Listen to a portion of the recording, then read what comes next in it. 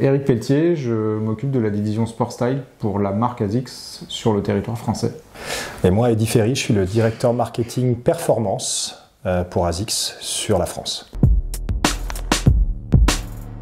ASICS est un acronyme d'une expression latine anima sana in corpore sano, un esprit sain dans un corps sain. Et aujourd'hui, c'est vraiment les valeurs sur lesquelles repose la marque dans son quotidien. Vraiment, on les vit au jour le jour, c'est-à-dire un équilibre hyper important entre la pratique physique et le bien-être mental que le fait de bouger son corps peut permettre de générer. Et surtout dans des époques aussi compliquées que celles qu'on connaît aujourd'hui, c'est quelque chose qui accompagne la marque depuis sa création en 1949 et qui est peut-être d'autant plus vrai ou plus vrai que jamais de nos jours. Et c'est évidemment très vrai en performance du fait de la pratique sportive. Nous, avec la division Sport Style, on accompagne ce mouvement-là, autant que faire se peut, parce que c'est un sujet qui est aujourd'hui transversal dans la société et qui touche notamment la jeune génération. Partout où il y a de la place, où on est en sécurité, évidemment, on pense aux quais de Seine immédiatement ou aux différents parcs qui sont les lieux les plus pratiqués. Mais si on n'en a pas un près de chez soi, il faut absolument sortir courir, c'est ça qui est important. Ça dépend de sa pratique.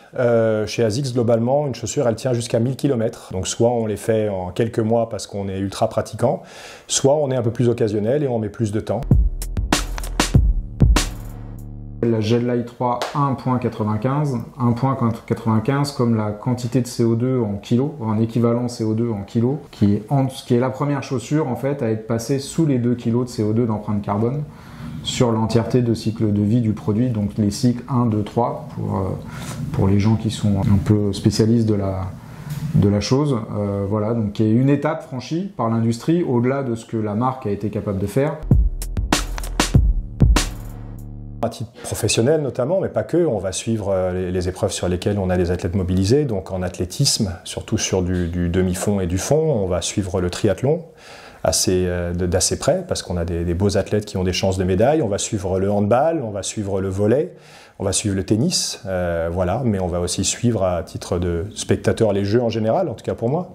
Et en plus, cette année, on intègre 2 riders en skate, une jeune fille japonaise sur la partie street et un Australien sur la compétition skatepark. Donc voilà, c'est une discipline en plus dans laquelle on s'inscrit et où on équipe en produits techniques des sportifs, en l'occurrence des skateurs.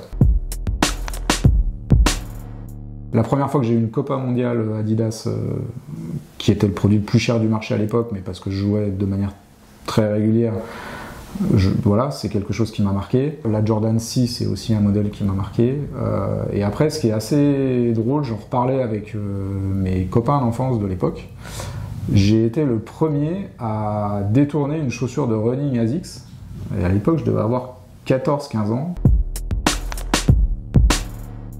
Compléter la liste d'Eric qui me convient très bien. Il y a quand même un modèle particulier chez nous, la Gel Light 3, qui a un peu bercé ma jeunesse en tant que sneaker addict à l'époque, qui avait vraiment un ADN très particulier. On sentait toute la force et l'attention du détail qu'on découvre et qu'on connaît toujours aujourd'hui dans notre quotidien, puisqu'on a découvert la marque de l'intérieur et c'est vraiment ce qui l'anime. Et voilà, cette Gel Light 3 avec cette languette coupée en deux, ce qui était complètement nouveau à l'époque sur le marché, mais aussi un produit hyper bien fini, très qualitatif, durable.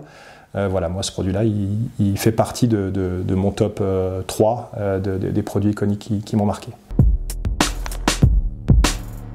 C'est celle avec Cecilie Bansen, qui est une styliste danoise qui a sa propre marque, qui fait des robes très fleuries, voilà, avec beaucoup de volume, donc toujours intéressant. Et donc on a notamment un nouveau drop qui sort en juin à l'occasion de la Fashion Week.